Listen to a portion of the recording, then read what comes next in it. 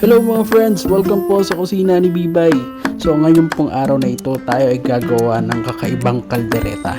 So ito po ay kalderetang niluto sa Sprite. Tara na samahan kaming gawin ito.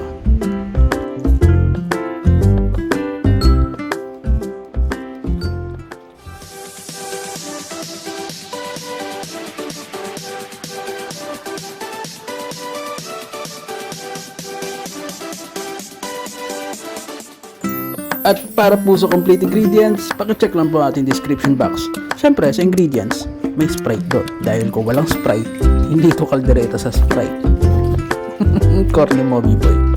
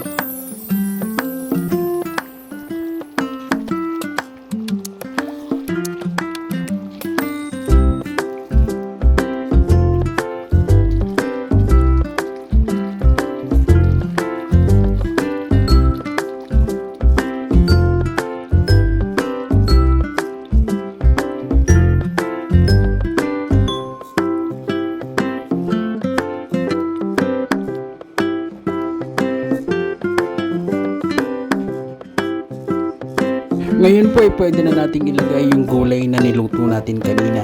At yan po natatapos ang ating recipe. Kami po ang kusina ni Bibay. Hope you like our recipe for today.